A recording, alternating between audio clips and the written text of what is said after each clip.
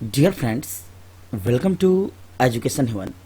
मैं assistant professor Anant Prakash आपके अपने यूट्यूब चैनल शिक्षा स्वर्ग में आपका स्वागत करता हूं।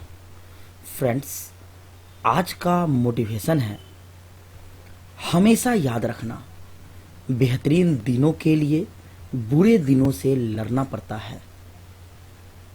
फ्रेंड्स, मुश्किलें सभी के पास है।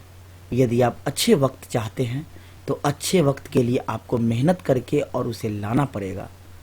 आज के इस वीडियो में मैं आपको बिहार बोर्ड इंटर परीक्षा यानी क्लास 12 के हिस्ट्री के मोस्ट वीवीआई सब्जेक्टिव प्रश्न बताऊंगा, वो भी टॉप 5 प्रश्न। और यह आपका पार्ट 3 है। इससे पहले पार्ट 2 आपका हो चुका है। तो चैनल के प्लेलिस्ट में जाएं और पीछे के वीडियो यदि आपने नहीं देखा है तो देख ले। तो शुरू करते हैं आज का question number 1। Question number 1 most repeated प्रश्न है आपका यह। महात्मा गांधी के आरंभिक जीवन का संक्षिप्त विवरण दे। आंसर, महात्मा गांधी का पूरा नाम मोहनदास करमचंद गांधी था। उनका जन्म 2 अक्टूबर 1869 को गुजरात के पोरबंदर में हुआ था। 2 अक्टूबर 1869 को गुजरात के पोरबंदर में हुआ था। उनके पिता का नाम करमचंद गांधी था, जो कि ब्रिटिश राज के समय में यानी ब्रिटिश काल में काठियावाड़ की एक छोटी सी रियासत के दीवान हुआ करते थे। महात्मा गांधी का विवाह महज 13 साल की उम्र में कस्तूरबा गांधी के साथ हो गया था।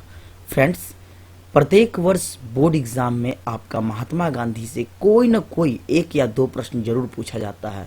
सो इसके बारे में डिटेल्स में पढ़ ले आप। और ऐसे भी मैं आपका हर एक प्रश्न बताऊंगा, चाहे वह दांडी यात्रा हो, सविनय अवज्ञा आंदोलन हो, असहयोग आंदोलन हो, सभी प्रश्न मैं आपको बताऊंगा। गांधी जी का एक महत्वपूर्ण थॉट था, चलिए देख लीजिए आप। व्यक्ति अपने विचारों के सिवाय कुछ नहीं है, वह जो सोचता है वह बन जाता है। यदि आप जो ठान लेते हैं उस पर मेहनत करते हैं ईमानदारी से, तो डेफिनेटली आप उस चीज को हासिल कर लेते हैं। चलते हैं अगले प्रश्नों की ओर। क्वेश्चन नंबर 2 हड़प्पा सभ्यता में मन के किन किन पदार्थों से बनाए जाते थे। मन के किन किन पदार्थों से बनाए जाते थे। हड़प्पा सभ्यता में मन के अनेक पदार्थों से बनाए जाते थे। उन पदार्थों में बहुमूल्य पत्थर, सिलखर्री, मिट्टी, तांबा, कांसा, सोना, शंख, ये सब प्रमुख था। ये विभिन्न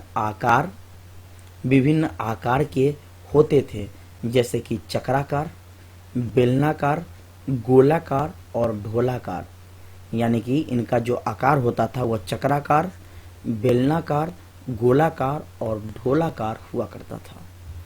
नेक्स्ट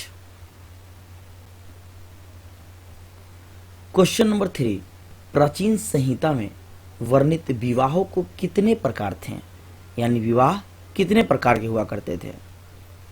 आंसर, धर्मसूत्रों एवं धर्मशास्त्रों जैसे कि धर्मसूत्र मनुस्मृति में विवाह के 8 प्रकार बताए गए हैं।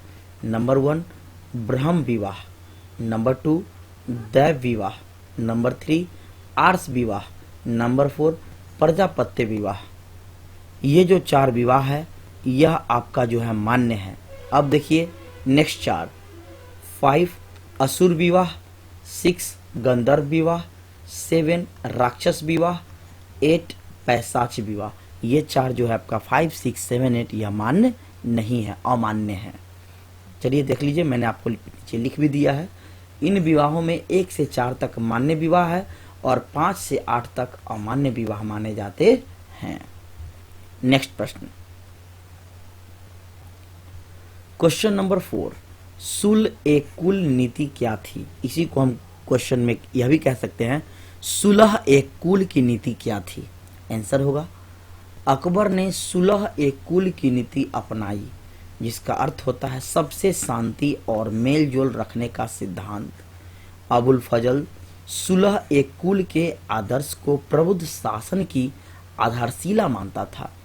और यह सभी अधिकारियों को प्रशासन में सुलह एक कुल की नीति अपनाने के निर्देश दिए गए थे। अर्थात सभी अधिकारियों को सुलह एक कुल की नीति अपनाना अनिवार्य हुआ करता था अकबर के शासन काल में। नेक्स्ट, और ये रहा आपका टॉप 5 का 5वां प्रश्न। कबीर दास जी की संक्षिप्त परिचय लिखिए या विवरण दें। तो चलिए आंसर देखते हैं।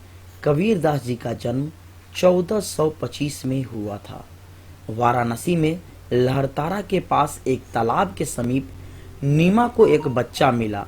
उसके बाद उनका पालन पोषण दंपत्ति यानी पति और पत्नी नीरू और नीमा के द्वारा किया गया। उन्होंने ही बालक का नाम कबीर रखा, जो अरबी भाषा का शब्द है। कबीर का अर्थ होता है महान। कबीर का क्या अर्थ होता है? महान।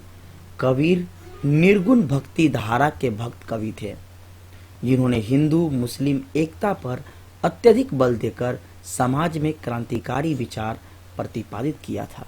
तो फ्रेंड्स, मैंने आपको टॉप 5 प्रश्न बताया क्लास 12 हिस्ट्री का, जो कि आपके क्लास 12 के लिए काफ़ी इंपॉर्टेंट है बोर्ड एग्जाम के लिए।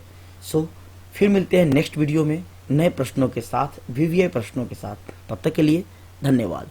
Thank you for watching this video.